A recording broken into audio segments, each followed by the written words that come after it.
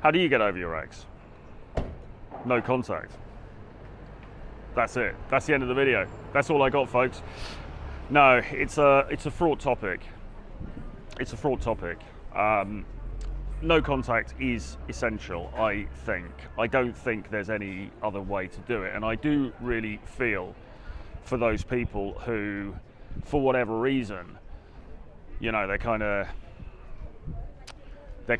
stuck with the ex. Maybe you guys work together.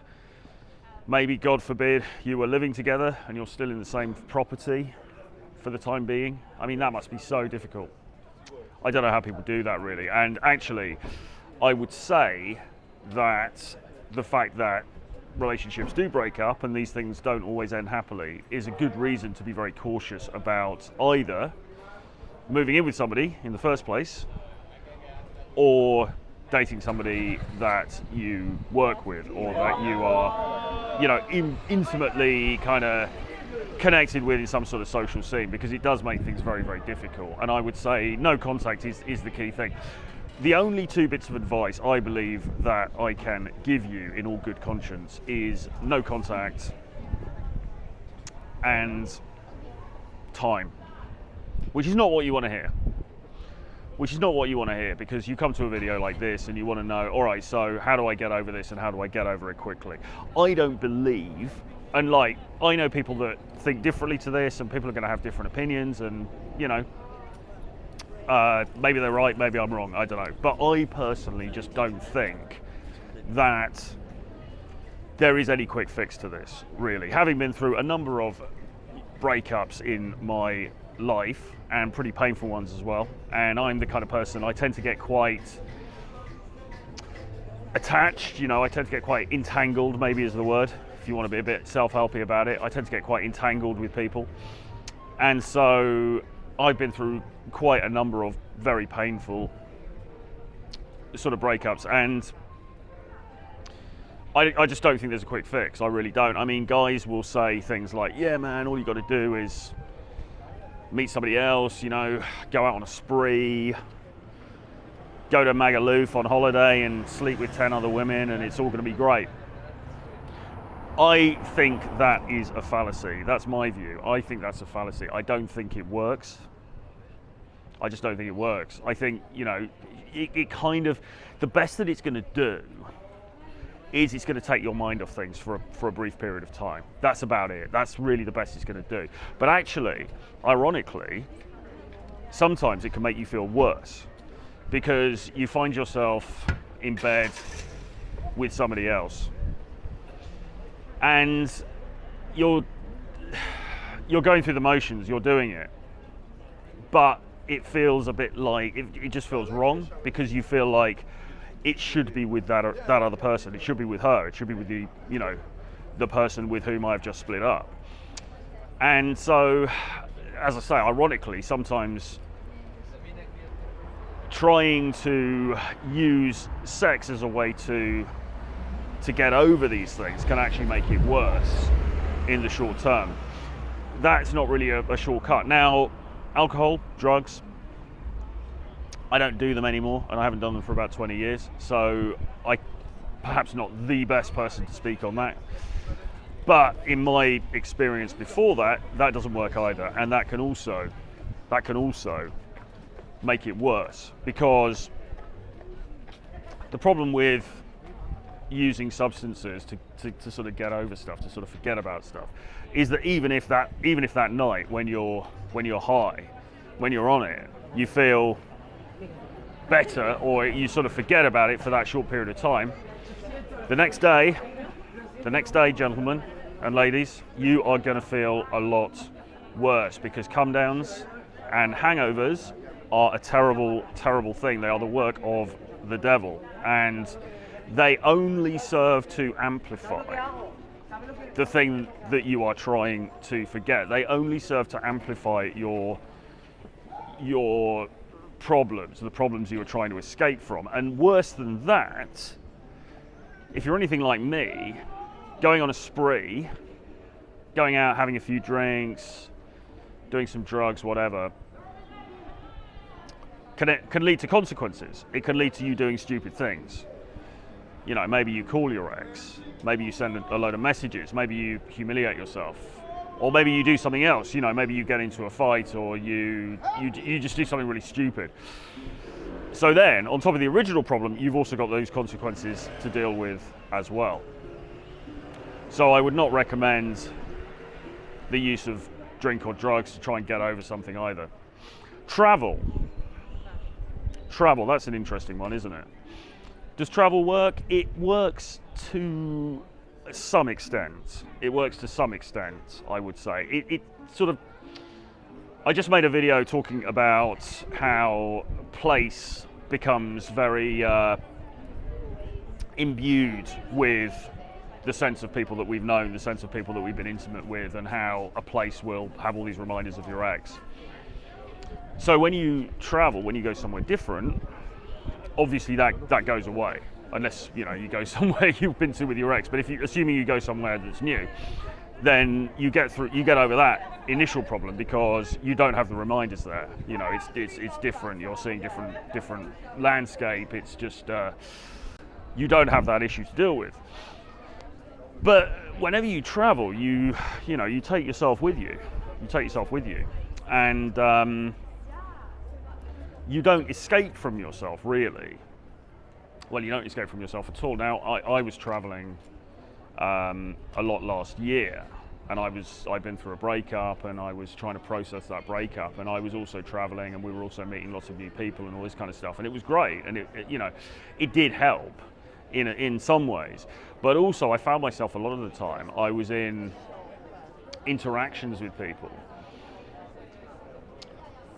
and the person was standing in front of me, and I was having a conversation, but really in my head, all I was doing was thinking about my ex. You know, all I was doing was remembering. So it eases it slightly, and I would say overall travel is a good thing to do. I think travel is a positive thing to do as opposed to just getting smashed, and drinking and drugs and things. Travel is actually a positive thing to do. It enriches your life. I believe that for sure. But again, don't just think, right, okay, I'm going to travel around the world and it's all going to be great, because that's what your imagination is telling you.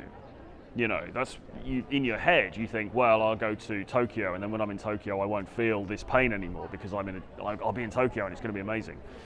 Reality is, get to Tokyo, you're still you, still going to feel it.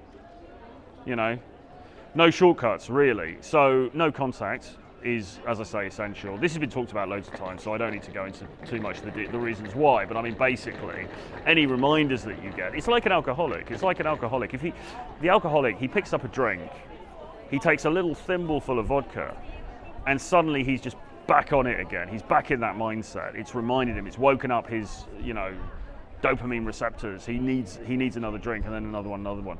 Same thing with contact, right? When you've come out of a relationship. Little reminders bring it all back to you in a very painful way, and what then might happen is you find yourself,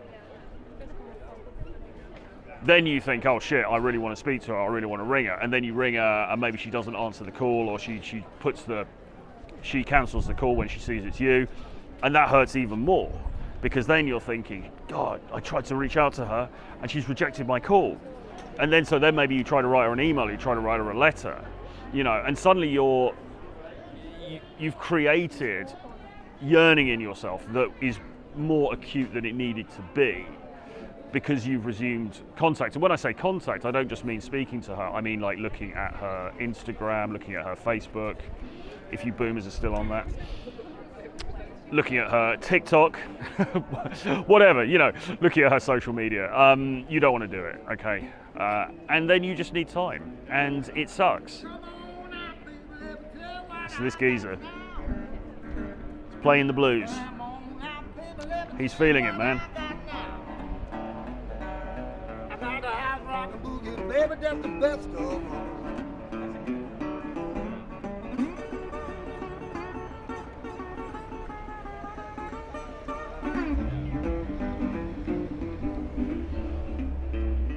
Singing the blues, like we all are. So, no shortcuts. No shortcuts. And it sucks. And when people say it takes time, and then you think, okay, right, so what are we talking? 3 months, 4 months, and then I'm good? In my experience, it's not even like that. It's not linear, I don't think. I think, well, it's linear in the sense that over time, on a long enough timeline, your feelings are going to revert back to normal. You are going to, I don't like to use the phrase get over it, but you are kind of, you're kind of going to get over it in the end, you know, because you'll have brought in so many new memories, so many new impressions, and your life will be changed, and it will no longer be the issue. The breakup will no longer be the issue that it was for you when it first happened. You know, that's for sure. But it's not linear in the sense that it's just a straight upward line on a graph. There's really ups and downs with this stuff. You know, you're going to go through periods where you think you're feeling better, you think you're through it, and then it just comes back. The pain just comes back. Something brings the pain back. And then, you know, you're going to feel like you got over it again. And then you're going to have another period when the pain is back. It is what it is. All I can say with some certainty is that, in my view, living through it and feeling the pain actually overall is a positive thing. Because I think you can feel in yourself when you've worked through something in the right way. And I think you can feel in yourself when you have honoured something, without sounding too worthy about it, but when you've honoured something that deserved to be honoured, and you've done that in the right way. I think that you can feel that in yourself, and I think that that does you some good. You know, if you just got smashed for a year, you're just not going to feel, you're not going to have processed it properly, I think is the best way that I can put it. So you need to process it properly, but in order to process it properly and to get through it, you need to live with it. And that really is it. That really is the best advice I can give. But if you're suffering from this particular issue, which I know a lot of you are, because people send emails and things, then do reach out to me, troy@realtroyfrancis.com, and we can have a chat. We can do a counselling session or something if you like. Do subscribe to the channel if you're not subscribed already. Really helps out with the algorithms and all of that stuff. Click like, give me a comment underneath. Get onto my free email newsletter. The link is below. And if you want to read my thoughts and experiences and actionable advice and tips and all the rest of it, then grab my collection of 11 books about dating and the dating marketplace and so on. It's called Renegade Dating Blueprint, and the link is below. Thanks for watching. I'll see you again next time. Bye-bye.